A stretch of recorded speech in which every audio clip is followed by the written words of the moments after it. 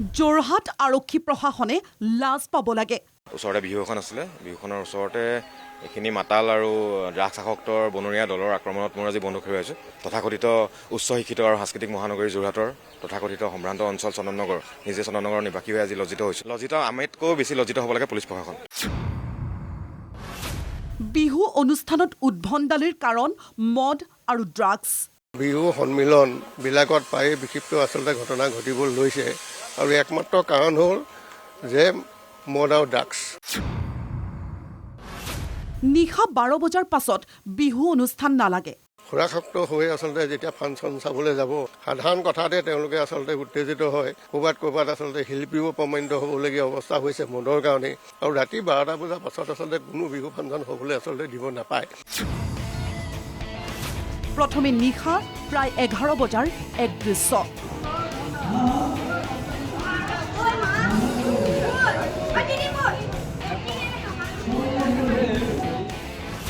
ঘটনা যোৰহাটৰ চন্দননগৰৰ দেওবাৰৰ নিশা ৰাজপথত মুমূৰ্ষ অৱস্থাত পৰি আছে এজন যুৱক। ঘটনাস্থলীত তীব্ৰ চাঞ্চল্য।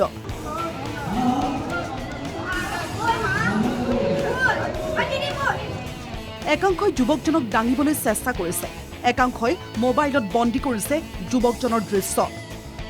দুই এজনে লাগি গুৰুতৰভাৱে আহত যুৱকজনক দাঙি বাইকতে তুলি যুৱকজনক হাস্পতাললৈ নিয়াৰ ব্যৱস্থা কৰিলে।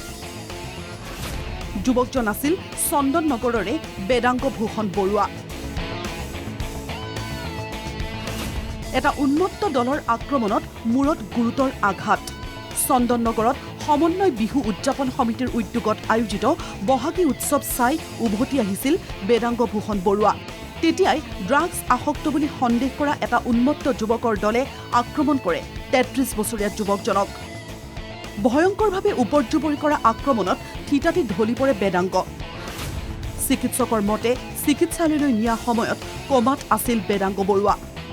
প্ৰথমে তেওঁক যোৰহাট মেডিকেল কলেজ হাস্পতাললৈ নিয়া হৈছিল যদিও উন্নত চিকিৎসাৰ বাবে পৰৱৰ্তী সময়ত মিছন হাস্পতাললৈ স্থানান্তৰিত কৰা হৈছিল। কিন্তু চিকিৎসকৰ বহু চেষ্টাৰ পাছতো বেদাংগ নাবাছিল। প্ৰায় 30 ঘণ্টা মৃত্যুৰে যুঁজি হাৰ মানিলে বেদাংগই। মঙলবাৰে পুৱা প্ৰায় 6 বজাত মিছন হাস্পতালৰ ভেণ্টিলেশ্যনতে মৃত্যু হয় যুৱকজনৰ। তেওঁ 11:16 আমাৰ আইচিউত ভৰ্তি হৈছিলে কমা অৱস্থাত। তেওঁ ঘৰৰ মানুহে ষ্টেডিয়ামতে তেওঁৰ মূৰত দুখ পাইছে, তেওঁ কিবা মাৰপিটৰ তেনেকৈ কৈছে বিহু ফাংচনত, সেইখিনিলৈকে লিখা মতে তেনেকৈ কৈছিল। আমি 3টা বজাত অতীত ভৰাইছিলোঁ, 3টা তেওঁৰ ব্ৰেইনৰ অপাৰেশ্যন হৈ ব্লাডখিনি উলিওৱা হৈছিলে, কিন্তু ব্ৰেইনটো খুব বেয়াকৈ ব্ৰেইনত দুখ পাই ফুলি গৈছিল। চন্দননগৰৰ বিহুত একাংশ উদন্ত দলক ধমক দিছিল বেদাংগই। নিচাগ্ৰস্ত যুৱকৰ দলৰ উদ্ভণ্ডালি দেখি বেদাংগই কৈছিল বিহু চাব মন নাই যদি ঘৰলৈ যোৱা। সেই ধমকেই কাল হ'ল বেদাংগৰ বাবে। বিহু চাই উভতি আহোঁতে ড্ৰাগছ আসক্ত যুৱকৰ দলটোৱে ভয়ংকৰভাৱে আক্ৰমণ কৰে বেদাংগক। শুনামতে সেইদিনাখন তাত কেইটামান উদণ্ড যুৱকে বিহু মঞ্চবিলাকতে উৎপাত কৰি আছিলে। সি অলপ কৈছিলে যদি চাবলৈ মন নাই ঘৰলৈ যাগে যায়, শুনা কথা দেউতাকো সেইটোকে কৈছে। তাৰপিছত গুচি গ'ল আৰু ফাংচনৰ শেষত সি যেতিয়া ঘৰলৈ গৈছিলে অকলশৰীয়া পাই এৰুৱাই দিয়াটোৱে কাল এতিয়া যিটো শুনিছোঁ আচলতে। যেতিয়া ফাংচন শেষ হৈছে তেওঁলোক সি ঘৰলৈ যাই গৈছিলে, তেতিয়া অলপ আঁতৰত গৈ আটাইখিনি আক্ৰমণ কৰিছে তাত। এই শিহৰণকাৰী ঘটনাৰ পিছতেই পোহৰলৈ আহিছে শৈক্ষিক আৰু সাংস্কৃতিক নগৰী যোৰহাটৰ এক ভয়ানক ছবি। ড্ৰাগছৰ কৰাল গ্ৰাসত পৰিছে যোৰহাট। যোৰহাটৰ ড্ৰাগছৰ মূল ঘাটি চন্দননগৰ। ড্ৰাগছে যোৰহাটৰ নৱপ্ৰজন্মক ধ্বংসৰ গৰাহলৈ ঠেলি দিয়াক লৈ স্থানীয় ৰাইজ দল সংগঠনে বহুবাৰ অভিযোগ দিছে আৰক্ষী প্ৰশাসনক। কিন্তু অজ্ঞাত কাৰণত কথাবোৰ আৰক্ষী প্ৰশাসনৰ কাণত নোসোমায়। আপোনালোকে হয়তো ৰাতি নিউজ কৰিবলৈ গ'লে কেনেকুৱা ধৰণৰ কিছুমান অঞ্চলত সোমাবলৈ হয়তো ভয় কৰে, আৰু সেই এটা অঞ্চল তেনেকুৱা হৈছে চন্দননগৰ।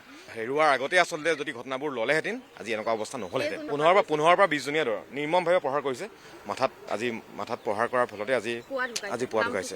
হয়, ড্ৰাগছ আসক্ত সকলোৱে জানে, তাত কোন ড্ৰাগছ আসক্ত কেনেকৈ আছে, কোন পেডলাৰ ঘূৰি ফুৰিছে সকলোৱে জানে। Open secret. ক'ত ঘাটি আছিলে আপোনালোকে জানে, আগতে চোলাধৰা অঞ্চলত আছিলে, এতিয়া গোটেই চিফ্ট হৈছে যোৰহাট আমাৰ চন্দননগৰ অঞ্চলত। আজি 6-7 মাহৰ পৰা আমি কথা কৈয়ে আছোঁ কণ্টিনিউৱাছ যে কি ড্ৰাগছৰ আসক্তৰ কেনেকুৱা ধৰণৰ মানে গোটেই আগ্ৰাসন চলি পেলাই মানে একদম গোটেই চেছ কৰি পেলাইছে নৱপ্ৰজন্ম। কণ্টিনিউৱাছ স্মাৰক পত্ৰ দিয়া হৈছে আমাৰ সকলো ৰাইজৰ পৰা, সকলো সংগঠনৰ পৰা, কিন্তু নাই, একো চকুমুদা কুলি হৈ চব বহি আছে। বেদাংগ বৰুৱাক আক্ৰমণৰ ঘটনাক লৈ সোমবাৰে আৰক্ষীৰ ওচৰত এজাহাৰ দাখিল কৰিছিল বৃদ্ধ পিতৃয়ে। সোমবাৰে একো নকৰিলে আৰক্ষীয়ে।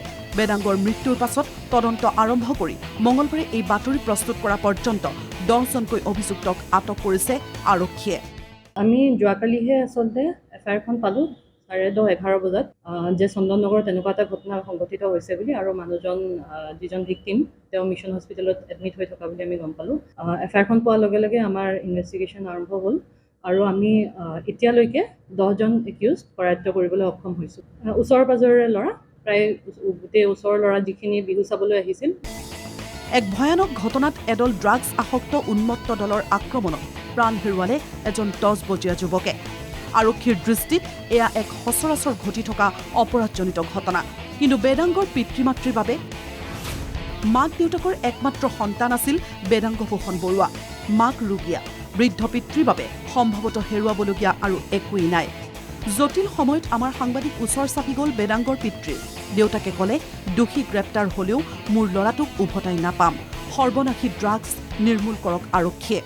ল'ৰা ঢুকাইছে, কিন্তু কথাবোৰ সুধিব নালাগে। কিন্তু এইকাৰণে সুধিব লাগিব যে আপোনাৰ ল'ৰা হৈ গোটেই ক্লাববোৰ্ডৰ ৰাইজ সচেতন যিসকল লোক যুৱক ওলাই আহিছে, ন্যায় বিচাৰিছে ল'ৰাটো যে ড্ৰাগছ আসক্ত একাংশ এনেকুৱা কৰিলে তাত এই ধৰণৰ কথাবোৰ চলে। মই শেষত এটা কথাই ভাবোঁ, যাতে এইবোৰ এনেধৰণৰ ভৱিষ্যতলৈ নহয়, বিশেষকৈ এই যিটো কাৰণে এই কাৰ্যবোৰ ঘটিছে সেইটো ৰোধ কৰিবলৈ নিশ্চয় ড্ৰাগছৰ সেইটোৱে দূৰ কৰিব লাগিব, নিৰ্মূল কৰিব লাগিব। নিৰ্মূল কৰিব লাগিব। আপোনালোকৰ একমাত্ৰ পুত্ৰ আছিল, পুত্ৰক যদিও ঘূৰাই আনিব নোৱাৰিব, কিন্তু ন্যায়টো পাব লাগিব।